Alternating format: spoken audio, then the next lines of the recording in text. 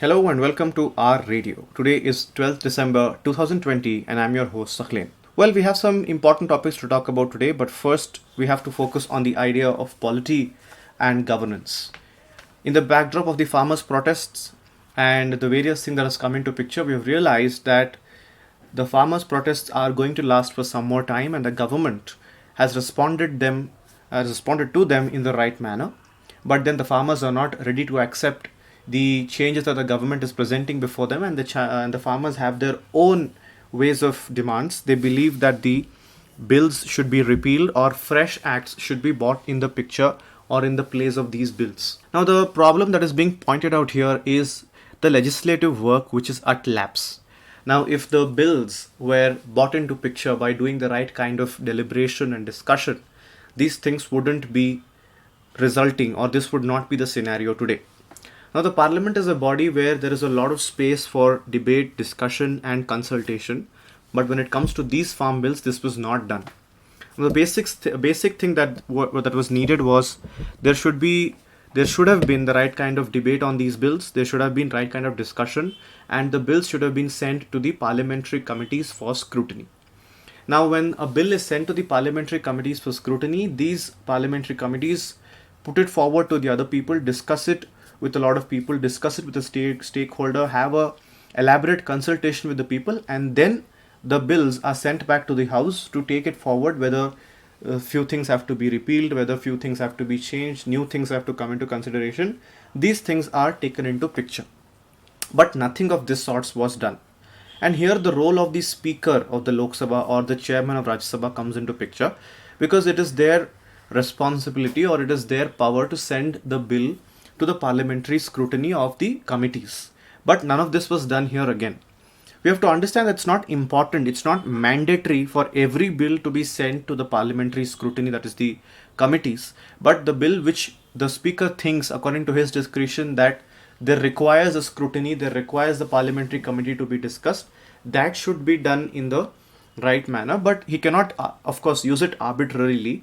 So nothing of this sorts was done for the farm bills, and hence there have been regressive clauses that have attracted widespread resentment from the farmers, and the importance of deliberation and the legislative lapse has seen here.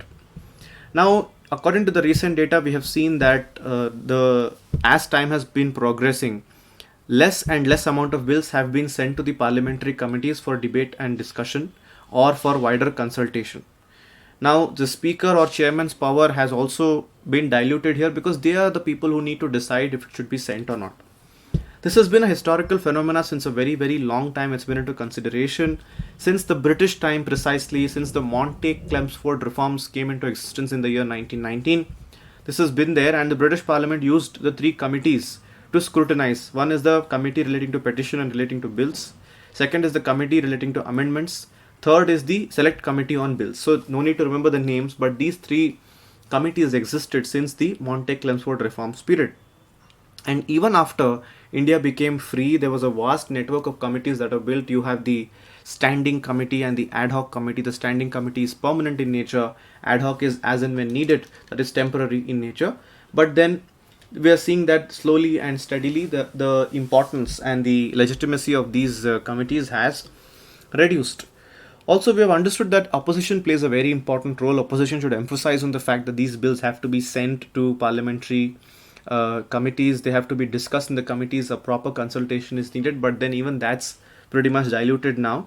But we have a few examples of bills that took the right kind of steps and the proper procedure was taken. For example, we have the Protection of Plant Varieties and Farmers' Rights Bill 1999. You have the Seeds Bill of 2004. You have the GST Bill, of course, which was widely debated and discussed because it had a lot of clauses related to taxes, revenue. It was done in the right regard. And how can you not talk about the Lokpal and Lokayukta bill, which has come into existence?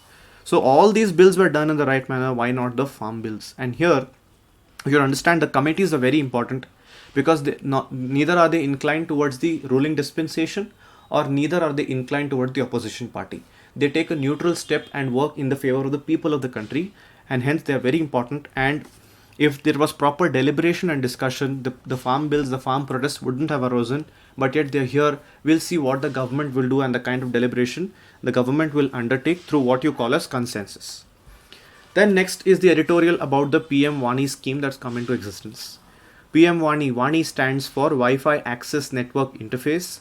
Now this scheme aims to connect public through Wi-Fi. Previously we had people connecting themselves through phones. Now we have aiming at connecting people through Wi-Fi, especially in remote locations.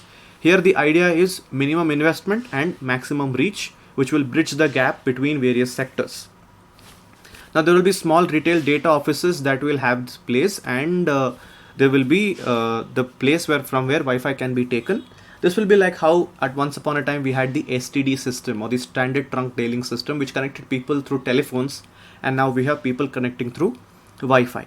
Now it will not be just there for commercial purpose or for the entertainment purpose, but it will be helpful in education sector, telemedicine sector, in medicine sector, in the agriculture sector, so on and so forth.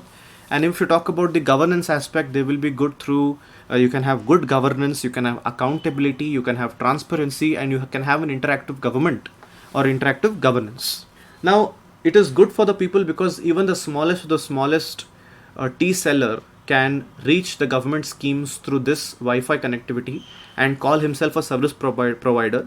He can cut all the layers of bureaucracy and red tapeism and finally get some revenue from the government to run his work and obviously pay back and then push the economy further.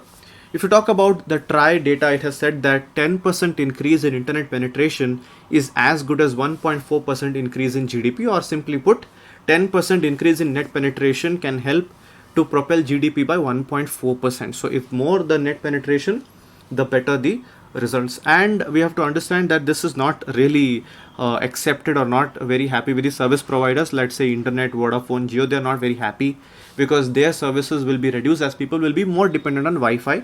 But then universalization is very important. So now currently in rural sector, the internet penetration is very less. As we have seen, we have only 27.57 subscribers per 100 population. So that's very less. We need to increase it more.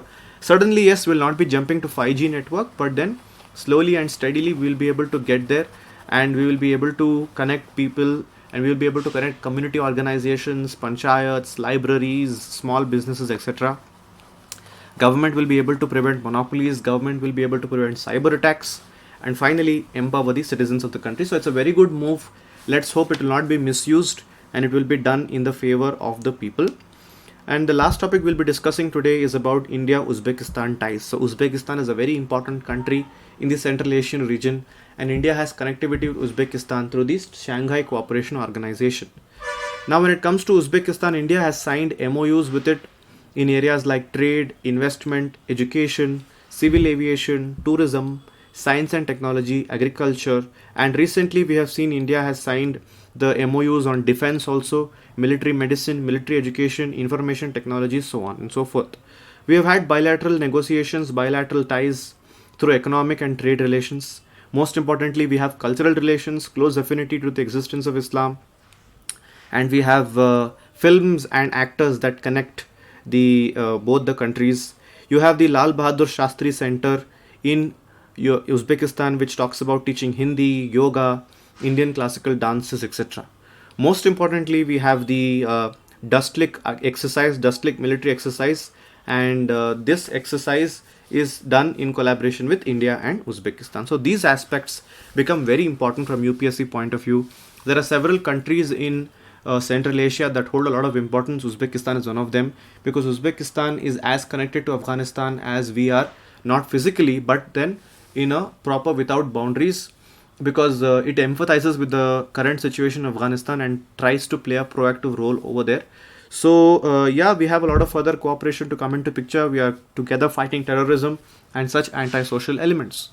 Well, that's it from today's R Radio, guys. Thank you so much for staying tuned.